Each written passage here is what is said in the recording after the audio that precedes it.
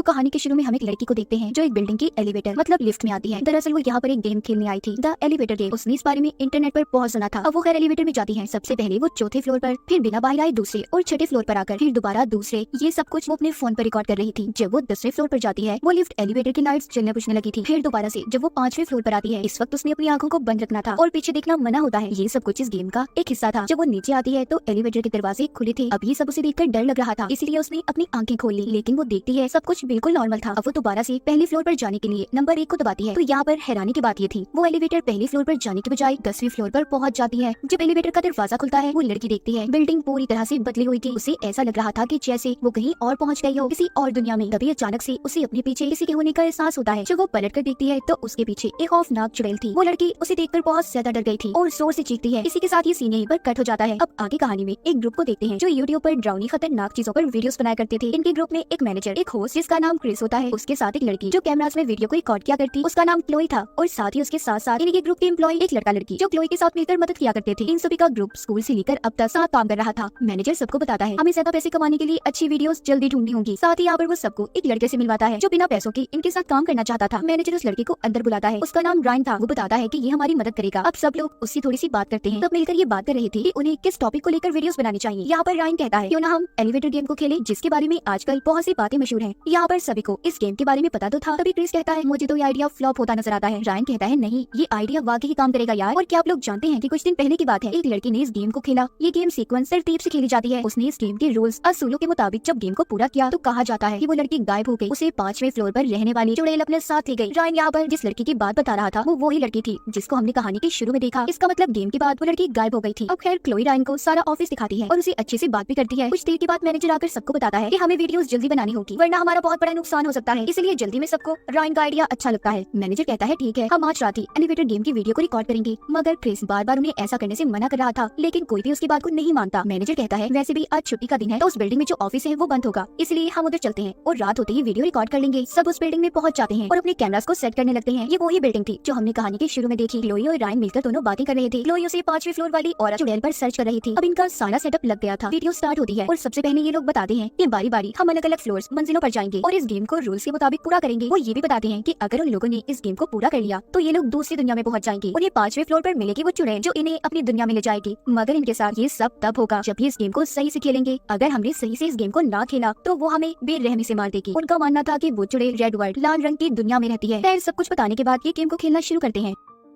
सबसे पहले उस गेम के रूल्स असूलों के बारे में जानते हैं। वो जानते थे कि उन्हें 2, 4, 6 और आखिर में 5 की तरतीब में फ्लोर पर जाना होगा। गेम के दौरान उन्हें अपनी आंखें बंद रखनी है और उन्होंने अगर पीछे मुड़कर देखा या आंखें खोली तो वो चुड़ैल इन्हें मार देगी। अब एलिवेटर में क्रिस, क्लोई और उनका एक कैमरामैन जाते हैं। बाहर रायन और बाकी के लोग रुककर कैमरास में वीडियो को रिकॉर्ड करने वाले थे। इन्होंने अपने कैमरा से उनकी कैमरा का कनेक्शन जोड़ लिया था। क्लोई और रायन नंबर्स की तरतीब के मुताबिक जब गेम को खेलना शुरू करते हैं। जब वो 5वें फ्लोर पर पहुंचे तो लाइट जलने बुझने लगी। कुछ देर के बाद सब कुछ ठीक हो गया था। अब ये दोबारा से जब पहले फ्लोर का नंबर दबाते हैं तो लिफ्ट नीचे जाने के बजाय ऊपर की तरफ जा रही थी, जैसा हमने कहानी के शुरू में देखा। मगर जब एलिवेटर आखिरी फ्लोर पर रुकती है तो दरअसल वो एक बिजनेसमैन ने बुलाई थी। अब खैर ये फिर से दोबारा पहले फ्लोर पर आ गए थे जहाँ पर इन्हें कुछ भी नहीं मिलता। ये तो गेम खेलने के साथ साथ उस चुड़ैल को भी रिकॉर्ड करना चाहते थे, मगर ऐसा कुछ भी नहीं हुआ। इसलिए सब जाने की बात करते हैं। रायन कहता है मेरी बात सुनो, हमें एक दफा फिर कोशिश करनी चाहिए, क्या पता हमसे कोई गलती हुई हो। मगर क्रिस यहाँ से जाना चाहता था। अब रायन उसे रोकता है और ये कहकर चिल्लाता है कि शायद ये डर रहा है। ये उस लड़की को जानता था जो एलिवेटर में गायब हो गई। इसे डर है कि शायद उसकी आत्मा इसे पकड़ना ले, मतलब वही कहानी की शुरू वाली लड़की। सब ये सुनकर हैरान हो जाते हैं। रायन सबको बताता है कि हाँ वो मेरी बहन थी। वो बताता है कि मैंने अपनी बहन के गायब होने के बाद उसका लैपटॉप जब चेक किया तो उसमें क्रिस के मैसेजेस थे। इसने मेरी बहन से ये वादा किया था कि वो उसकी ये गेम वाली वीडियो को अपने YouTube चैनल पर डालेगा। मेरी बहन आप लोगों की बहुत बड़ी फैन थी, वो बहुत पसंद करती थी आप लोगों को। देखिए मैं किसी पर इल्जाम नहीं लगा रहा, मैं बस इतना चाहता हूँ कि आप लोग मेरी थोड़ी सी मदद करते हैं। ये सुनकर क्रिस हंसने लगा था। तुम्हें क्या लगता है कि तुम्हारी बहन उस चुड़ैल की लाल दुनिया में फंसी हुई है? इस बात पर रायन को गुस्सा आ गया था। तभी बिल्डिंग का गार्ड आकर उन्हें वहाँ से निकाल देता है। यहाँ से सभी अपने अपने रास्ते निकल गए थे। क्लोई जाते हुए रायन से कहती है तुम्हें पहले ही हमें सब कुछ बता देना चाहिए था। ठीक है मैं मानती हूँ, तुम्हारे गम को समझती हूँ, पर अच्छा नहीं हुआ। क्लोई भी अपने घर जाने के लिए निकल गई थी। उसका एम्प्लॉय लड़का जो उसकी मदद करता था वो भी बस स्टॉप पर वहाँ पर बस का इंतजार कर रहा था। मैनेजर एम्प्लॉय लड़की को लेकर ऑफिस में आ गया था। हम क्लोई को देखते हैं जो अपने घर आ जाती है। अपनी बिल्डिंग में पहुंचते ही उसे म्यूजिक की आवाज सुनाई दे रही थी। इस आवाज को उसने एलिवेटर वाली बिल्डिंग में भी सुना था। तभी उसे क्रिस की कॉल आती है, मगर सिग्नल्स ना होने की वजह से दोनों एक दूसरे की आवाज को सही से सुन नहीं पा रहे थे। क्रिस अपने घर वाली बिल्डिंग में था। तभी उसे अपने सामने लाल रोशनी नजर आती है। एकदम से पीछे से वही एलिवेटर वाली चुड़ैल ने आकर उसे मार दिया था और उसकी आत्मा को अपने साथ ले जाती है। दरअसल क्रिस ने उसकी दुनिया का मजाक बनाया जिस वजह से उसे गुस्सा आ गया था। उधर रायन भी अकेला बहुत परेशान था और अपनी बहन के बारे में सोच रहा होता है। इसी इसलिए अब वो ये फैसला करता है कि वो अकेला ही इस गेम को खेलेगा ताकि अपनी बहन के बारे में पता कर सके। जब वो जाकर एलिवेटर गेम को रूल्स के मुताबिक खेलता है तो वो सच में लाल रंग की दुनिया में पहुंच गया था। वो दुनिया थी तो बिल्कुल हमारी दुनिया जैसी, बस लाल रंग से ढकी हुई थी। तभी उसके पीछे वो चुड़ैल पड़ जाती है। रायन उससे छुप गया था। उधर ऑफिस में दिखाया जाता है जहाँ पर मैनेजर के साथ एम्प्लॉय लड़की थी। वो कहती है कि उसका कैमरा एलिवेटर में ही रह गया है, हमें उस बिल्डिंग में जाना होगा। उन्हें वहाँ पर जाकर कैमरा तो मिल गया था। वो लड़की अपने मैनेजर के साथ हंसी मजाक करते हुए वो गेम खेलने लगती है। जब ये आखिरी फ्लोर पर पहुंचते हैं तो एकदम से लाल रंग की रोशनी आती है। उस चुड़ैल ने मैनेजर और लड़की को बेरहमी से मार दिया था, मगर ये सब कुछ उस कैमरा में रिकॉर्ड हो जाता है जो ये यहाँ पर लेने आए थे। उधर रायन लाल रंग की दुनिया में चुड़ैल से छुपते हुए एलिवेटर का इंतजार कर रहा था ताकि जब वो ऊपर आए तो ये वापस अपनी दुनिया में जा सके। यहाँ पर दरअसल होता कुछ यूं था, जब असल दुनिया में कोई इंसान एलिवेटर वाली गेम खेलेगा तो चुड़ैल असल दुनिया में चली जाती है अपनी लाल रंग की दुनिया को छोड़कर। अब भी ऐसा ही था, चुड़ैल अपनी दुनिया में नहीं थी। इसी बात का फायदा उठाकर रायन लिफ्ट में बैठकर दोबारा से अपनी असली दुनिया में आ जाता है। तभी उस लिफ्ट में मैनेजर और एम्प्लॉय लड़की का गिरा हुआ रायन को कैमरा मिलता है। जल्दी से वो क्लोई को कॉल करता है जो अपने घर में बैठी उसी की बहन के बारे में इंटरनेट पर जानने की कोशिश कर रही थी। तभी उसके घर में लाल रंग की रोशनी आती है जो कि उस एलिवेटर वाली चुड़ैल के आने का बता रही थी।